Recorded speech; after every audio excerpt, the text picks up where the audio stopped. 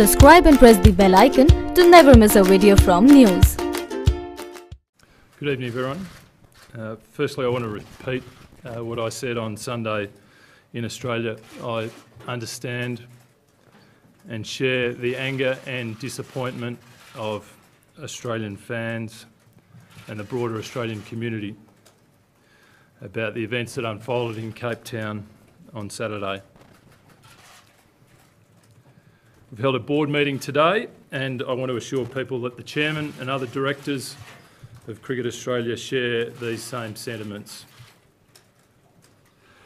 So on behalf of Cricket Australia, I want to apologise to all Australians that these events have taken place, and particularly to all the kids who love cricket and idolise the players.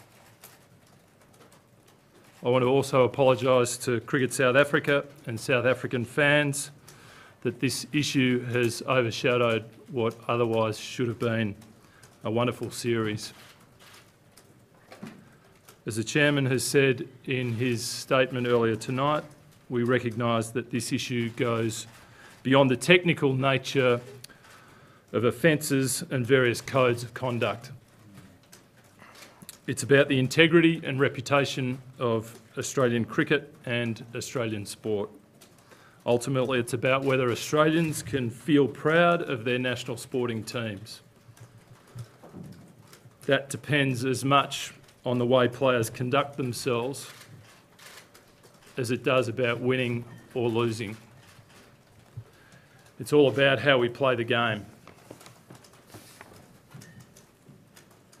Earlier today, I received an update about the investigation being conducted by our Head of Integrity, Ian Roy. And in conducting his interviews, Ian was also accompanied by two ICC integrity officers. Whilst that investigation is not yet fully complete, preliminary findings have been considered and discussed by the Cricket Australia Board earlier today. The key finding is that prior knowledge of the ball tampering incident was limited to 3 players: Captain Steve Smith, Vice-Captain David Warner and Cameron Bancroft. No other players or support staff had prior knowledge, and this includes Darren Lehmann, who, despite inaccurate media reports, has not resigned from his position. He will continue to coach the Australian men's team under his current contract.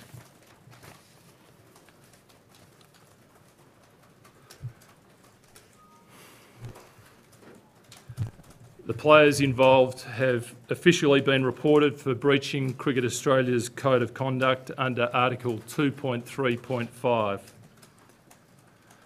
The substance of the offence can be covered by terms, and I paraphrase somewhat from the article: conduct at any time that is contrary to the spirit of the game, unbecoming of a representative, harmful to the interests of the game, or brings the game into disrepute. Once the investigation has concluded in the next 24 hours, sanctions will be announced and we'll go through the Cricket Australia Code of Conduct process, and I'll come back to that in a moment. All 3 players who have been reported will leave South Africa tomorrow.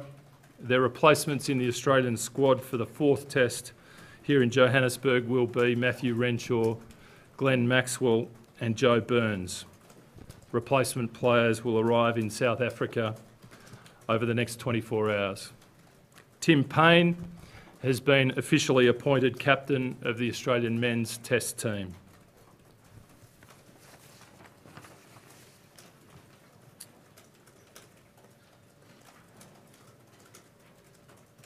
Back to the reporting. In regard to the 3 players on report, I want to stress that we are contemplating significant sanctions in each case.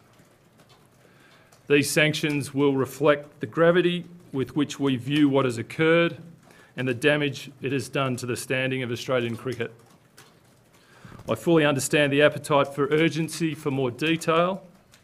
However, urgency must be balanced with due process given the serious implications for all involved.